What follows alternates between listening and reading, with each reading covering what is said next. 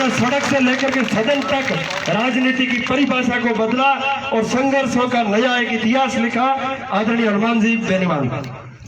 Ramsar की चुनावी सभा में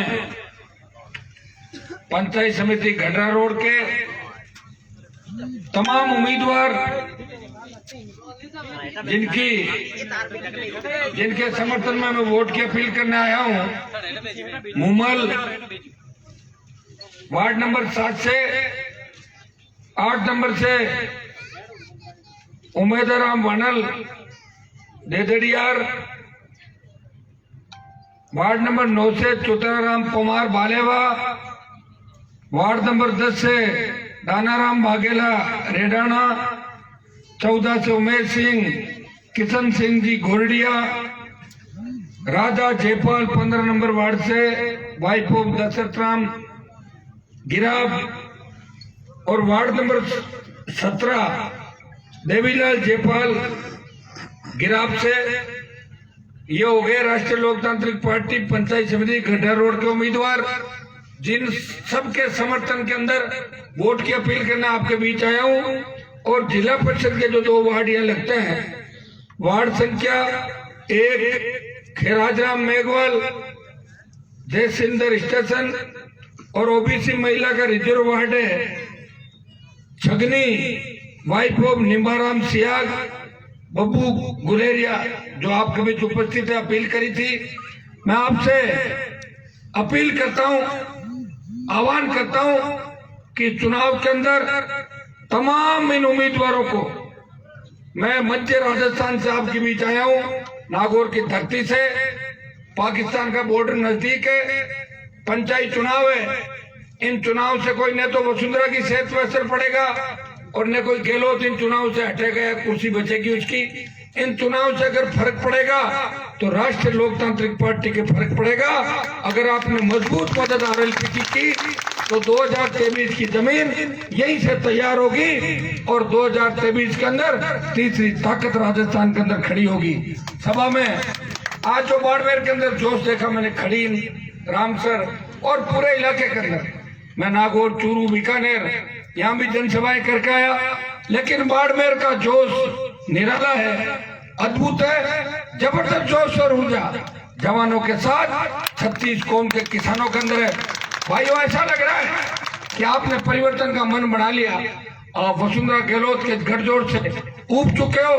मैं आपको धन्यवाद दूंगा कि राष्ट्रीय लोकतांत्रिक पार्टी के गठन के अंदर हुंकार रैलियां जब नागौर से आयोजित की, चाहे बाड़मेर में हुंकार भरी, बीकानेर में भरी, सीकर में भरी, जयपुर के अंदर जब पार्टी का स्थापना करी, तब बाड़मेर के जवान किसानों का सबसे ज्यादा योगदान पूरे राजस्थान के अंदर रहा।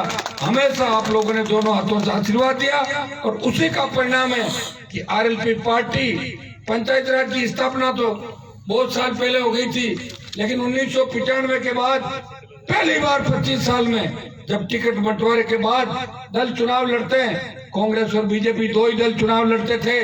तीसरी ताकत के रूप में अगर कोई खड़ा हुआ, तीसरी पार्टी और तीसरा झंडा अगर राजस्थान के अंदर तीसरा चिन्ह आया, तो राष्ट्रीय लोकतांत्रिक पार्टी पंचायत चुनाव राजस्थान के अंदर लड़ रही है। वीर तेजाजी महाराज और रामसा पीर के आशीर्वाद से बड़ी पार्टी है, ये किसानों के आशीर्वाद से बड़ी पार्टी है, ये नौजवानों की उम्मीद है। भाइयों, मैं आपको धन्यवाद दूंगा कि आपने आरएलपी को मजबूत करने के लिए कमर कस लिए। मैं आपको भरोसा दिलाता हूं कि हनुमान आपको धोखा नहीं देगा, 23 में सत्ता में आने का मौका देगा आपको, ये मैं विश्वास दिलाने आज नागौर की धरती से बाड़मेर के अंदर आया हूँ। वैसे बाड़मेर से मेरा पुराना लगता है कि पुनर्जन्म का कोई रिश्ता है कि बार बार मैं बाड़मेर आता हूँ भाग के, और बाड़मेर के नेताओं के पेट में दर्द हो जाता है जब मैं आता हूँ। बेचारे कई बार तो मेरे पे पत्थर फेंकवा देते हैं, कई लोग मालाएं तो मेरे साथ पहनते हैं, लेकिन मन में उनके भी पेट में दर्द रहता है कि हनुमान के साथ लोग क्यों हैं इतने सारे। लोग तो मेरे साथ इसलिए हैं कि मैंने त्याग समर्पण किया। इतिहास के अंदर आपने देखा होगा, जिन्होंने समझौते किए उनके जय जयकार नहीं होती, जय जयकार उन लोगों की होती है जिन्होंने त्याग समर्पण किया। आजादी के आंदोलन के अंदर 1857 की क्रांति का हीरो तात्या टोपे था, वो नौजवान था, और देश से जब अंग्रेज छोड़ के भागे तो भगत सिंह ने असेंबली में बम फेंका और फांसी पर से चढ़ गया। तो आजादी के आंदोलन का हीरो भगत सिंह था। उसी तरह भाइयों हनुमान बेनीवाल भगत सिंह की भूमिका के अंदर है। मंत्री पदों को ठोकर मारी। लोग तो मंत्री बनने के लिए पता नहीं क्या क्या कर लेते हैं। आप धक्के मारो, जूते उठवाओ, प्लेटें साफ कराओ, लेकिन मंत्री बना दो। बस मंत्री बना दो और लाल बत्ती दे दो। मुझे तो लाल बत्ती का शौक नहीं। मैं तो पिछली बार भी लाल बत्ती दुकान से खरीद के गाड़ी पे लगा ली थी। गहलोत और वसुंधरा थोड़ी थी मुझे, और मेरी बत्ती कोई उतार नहीं सका। मैंने चेतावनी दी थी कि वसुंधरा में दम है तो मेरी बत्ती और गाड़ी का हाथ लगा के दिखा दे, पता लग जाएगा कि हनुमान की बत्ती उतारने का परिणाम राजस्थान में क्या होता है। भाइयों बत्ती का शौक नहीं, मंत्री पद का शौक नहीं, मंत्री पदों को ठोकर मारी। दिल्ली के अंदर एनडीए गठबंधन में गया, 25-0 का स्कोर करवाया। ये मोदी जी की हवा नहीं थी। गलतफहमी नहीं पाले लोग कि मोदी जी की हवा से 25 सीट आई। अगर राष्ट्रीय लोकतांत्रिक पार्टी नहीं होती तो ये आंकड़ा 12-13 पे रह जाता।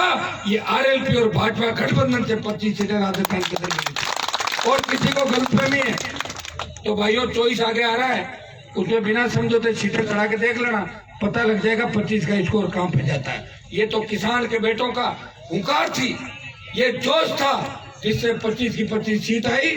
और अशोक गहलोत जो अपने आप को जादूगर कहता है, उस जादूगर को उसके घर के अंदर जाके उसके बेटे को जोधपुर के अंदर चुनाव हराया। ये आपके संघर्ष का ही परिणाम था। भाइयों पंचायत चुनाव से आपको एक संदेश दिल्ली और जयपुर तक देना है कि हम मजबूत हैं। हम इस तरह टिकटों के पीछे भागने वाला नहीं है। लोग तो जयपुर के अंदर बैठ के टिकट बांटते हैं, कांग्रेस बीजेपी के लोग दिल्ली में मीटिंग करते हैं, लेकिन मैंने तो सारी टिकटें नागौर से बांटी और बाड़मेर की टिकटें। यहाँ जो कमेटी थी हमारे उदयराम जी अध्यक्ष है, ये पूरी टीम यहाँ बैठ कर पुखरा जी घर जो प्रदेश अध्यक्ष पार्टी के, इन्होंने तय किया। और हर आदमी के जिला मुख्यालय भी टिकटें भेज दी, आप ही बांटना खुद ही तय करके। मुझे टिकटों में डिस्टर्ब मत करना, अच्छे लोगों को चुनाव लड़ना है और सारी जातियों का ध्यान रखना। कई लोग ये नहीं कहते कि आरएलपी एक जाति की पार्टी है, 36 कौम की पार्टी है। और मुझे इस बात की खुशी है कि राजस्थान के अंदर सबसे ज्यादा अगर दलित चुनाव लड़ रहे हैं तो राष्ट्रीय लोकतांत्रिक पार्टी से सबसे ज्यादा प्रतिशत दलित उम्मीदवार। भाइयों बाड़मेर की धरती पे जहाँ मैं खड़ा हूँ, बाजरे का बहुत बड़ा उत्पादन होता है। यहाँ का बाजरा देश के विदेश के अंदर सब जगह यहाँ के बाजरे को अच्छा बाजरा माना जाता है। बाजरे का समर्थन मूल्य दिल्ली से घोषित कर दिया 21,500 रुपए, लेकिन राजस्थान की सरकार ने, यहाँ के मंत्रियों ने एक रिकमेंडेशन का लेटर दिल्ली को नहीं भेजा और यह भी नहीं किया कि हम खरीद करेंगे कि नहीं करेंगे। इसमें गलती किसकी है? यहाँ का मंत्री है जो राजस्व मंत्री, और भी कई विधायक होंगे सत्ता पक्ष के। राजस्व मंत्री तो अभी बहुत हवा में उड़ रहा है, हनुमान की गाड़ी पे पत्थर फेंकवाए, लेकिन जिस दिन मैं वापिस इलाज करूंगा उस दिन नानी याद आ जाएगी इसकी हनुमान के पत्थर फेंकवाने का। अभी मैं थोड़ा सा दूसरे कामों में व्यस्त हूँ। कल तो कोरोना आ गया और मेरा झगड़ा उससे थोड़ा ही है। मेरा झगड़ा तो उन तमाम राजस्थान के नेताओं से जिनकी राजस्व मंत्री जूती चप्पल उठाता है, उसके आकाओं से झगड़ा है राजस्थान का, तो उससे मेरा झगड़ा नहीं है। भाइयों मैं पहला किसान का बेटा हूँ। मैंने बड़े बड़े नेताओं को देखा, सारा इतिहास में यह नहीं बताऊंगा आपको कि सुखाड़िया जब थूकता था तो उसका थूक हाथ में ले लेते थे किसानों के नेता। तो कहाँ से मुख्यमंत्री बनता है आप बताओ? मुख्यमंत्री बनने के लिए तो बहुत बड़ा कलेजा चाहिए। जूते चप्पल उठाने वाले कभी मुख्यमंत्री नहीं बनते। मुख्यमंत्री वही बनते हैं जिनकी सोच मुख्यमंत्री की होती है या सोच त्याग और समर्पण की होती है। चौधरी देवीलाल ने अपना सर का ताज वीपी सिंह के सर पे पहनाया। लोगों ने कहा कि चौधरी देवीलाल को प्रधानमंत्री बनाओ। जब देश के तमाम सांसद इकट्ठे हुए, एक ही नारा लगा कि देवीलाल जी ने सत्ता बनाई, इन्होंने प्रचार प्रसार किया और देश में हवा बढ़ाई। तो देवीलाल जी ने कहा कि मैंने जबान दे दी है कि मैं वीपी सिंह को प्रधानमंत्री बनाऊंगा, इसलिए ताज प्रधानमंत्री का वीपी सिंह के सर पे रख दिया।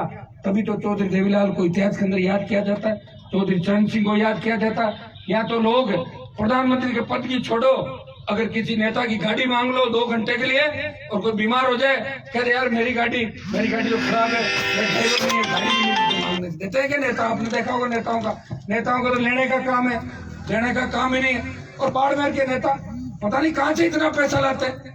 मेरे पिताजी विधायक थे 1977 के अंदर, 8-7 बार हो गई एमएलए एमपी घर में बन रहे। मेरे पास तो फाइनेंस की गाड़ी है और बैंक अकाउंट वसुंधरा ने चेक कराया तो उसमें 15 रुपए मिले थे पूरे। वार्ड में साला एक बार कोई एमएलए बनता है, एक बार मंत्री बनता है, अरबों खरबों रुपए कमा लेता है। कहां से लाते हैं पैसा? वो पैसा लाते हैं, वो एजेंट है, कोई कंपनियों का एजेंट है, कोई दूसरी जगह एजेंट है। लेकिन मैं आपको विश्वास दिलाता हूं कि आरएलपी अगर सत्ता के अंदर आई और या मुख्यमंत्री की कुर्सी के 30-40 मीटर में नजदीक बैठ गए तो भाइयों, और तो मैं नहीं कह सकता, लेकिन गलत तरीके से कमाया हुआ पैसा छीन लेंगे और गरीबों में बांट देंगे उनका पैसा।